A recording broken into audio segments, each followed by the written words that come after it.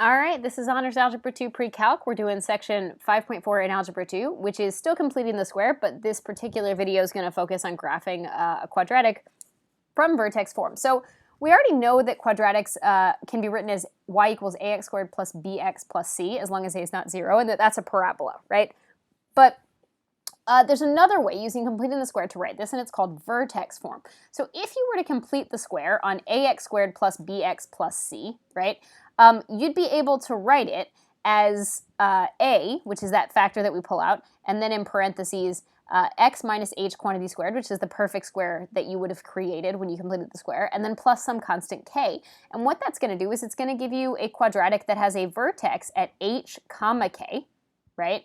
And then it tells you if it's a smile or a frown based on what a is, and we can use the numbers a, h, and k to graph something by hand. So let's just look at what would happen if I gave you, for example, y equals 2, x minus 1 squared plus 3. Okay, so this is a, x minus h quantity squared plus k. So what I want you to notice here is that my vertex is, my k is a 3, my h is a regular 1 because it's supposed to say minus h. So my vertex would be 1 comma 3, right? And this 2 that I have for a tells me two things. Number one, it tells me that I'm looking at a smile. And number two, because a is 2, it actually tells me how to graph. I can use that 2 to graph the next 2 points to make sort of my rough U shape. So let's start with what this would look like.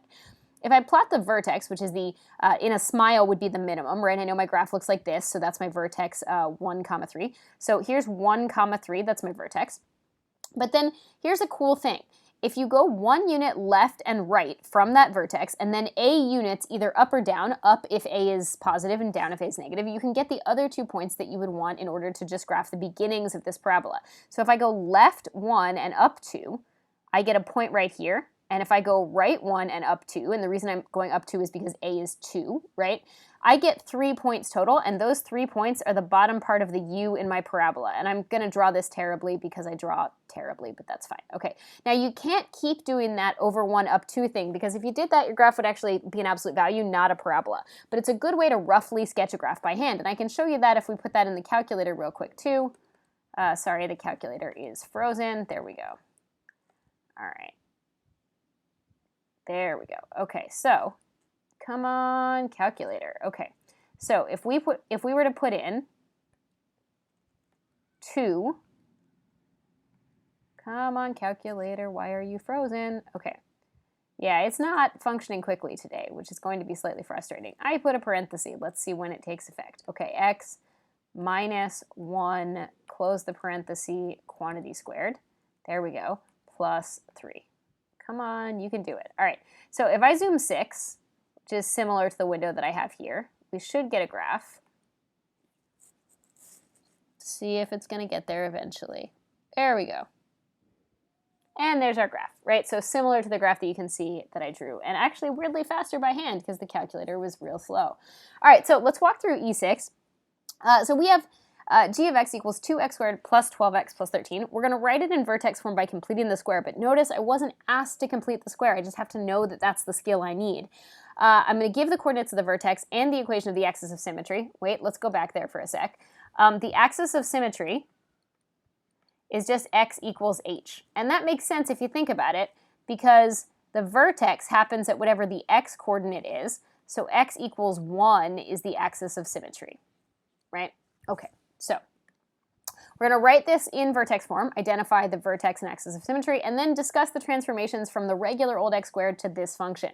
So let's start by completing the square. So I know that I have to ignore the constant, so that poor 13 is just going to sit all the way over there, right? Then I take out the leading coefficient, right? So it's a 2 times the quantity x squared plus 6x, right? Leave a big old empty space, and that 13 is still just chilling, right?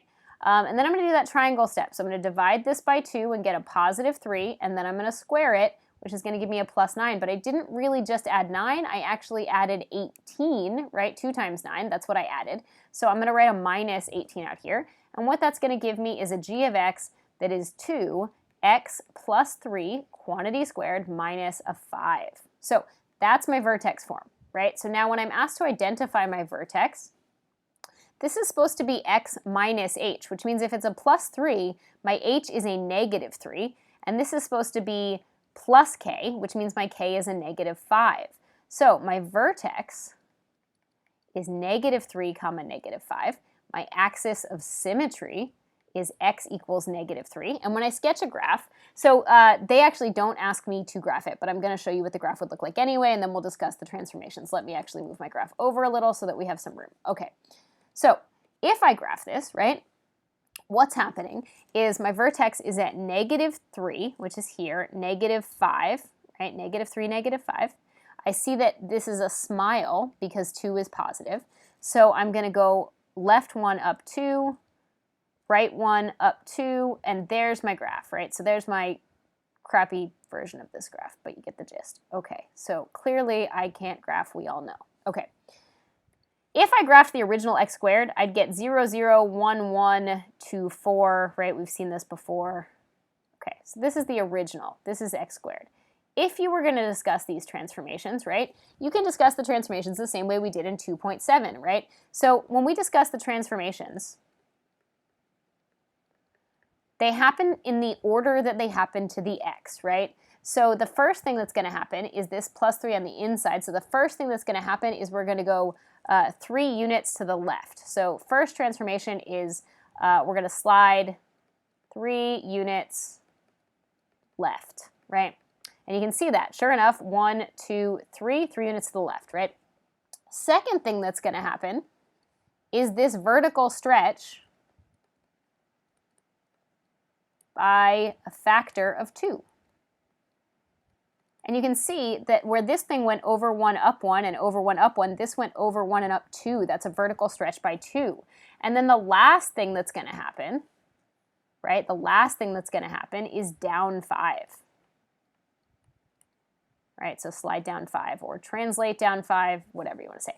And you can see that that happened too. 1, 2, 3, 4, 5, right? So it got twice as tall and it moved left 3 and down 5. All right, so let's try a P6, same idea. You can pause me if you want. So I'm going to go ahead and complete the square by ignoring that constant. And I'm going to write the -2 really far away. I'm going to take out my a, which is 3, and I'm going to be left with x squared minus 3x. So that's fun, you get a fraction. And then I have that -2 sitting out there.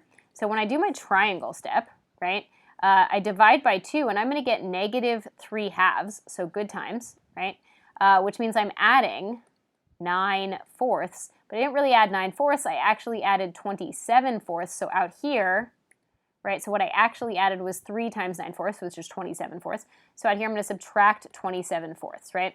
So I end up with g of x equals a 3x minus 3/2 quantity squared. And then this is actually a -8/4, right? So this is going to be a -8/4 and a -27/4, which would be a -35/4, right? So that's what we have here. Now remember, you weren't actually asked to graph this. I just graphed it in the last one, and we can graph this one if you want, but you weren't actually asked to graph this, right? So you're asked to identify the vertex, right? So the vertex, remember this is supposed to be x minus h, so this should stay negative. So this should be negative, so my h is going to be a +3/2, right? And then this is supposed to be plus k, so my k is going to be a -35/4, right? So my vertex is +3/2 and then -35/4, right? The axis of symmetry is just the x-coordinate of the vertex, right? Because that'll go right up the middle of the parabola, right? When I'm asked about the transformations, again, you don't have to graph it. I'm going to graph it in a sec, but the first thing that's going to happen is it's going to go right 3/2, right? The second thing that's going to happen is a vertical stretch by 3, right? So vertical stretch by a factor of 3. And then the last thing that's going to happen is that this thing is going to go down 35/4, right? Which is just a little bit smaller than 9, right? Because 36/4 would be 9. So if you were going to graph this, right, it might help you to realize that this number is a -8.75. I don't know. And it might help you to recognize that this is -1.5. I don't know. So my vertex is going to be at 1.5, which is here, and then -8.75, which is oh geez, 1, 2, 3, 4, 5, 6, 7, here would be 8, here would be 9, right? So somewhere around here is my vertex, right? Because of this 3, I know it's a smile, the 3 is positive, right? And I know that I'm going to go, if I go left 1, which would be to the 1/2 mark, I go up 1, 2, 3, right? So 1, 2, 3, somewhere right around there, right? And I do the same thing on the other side, somewhere right around there. And then there's my graph, right? Terrible drawing, but you get the idea, right? And if I graph the original, right, hopefully we know what an x squared looks like.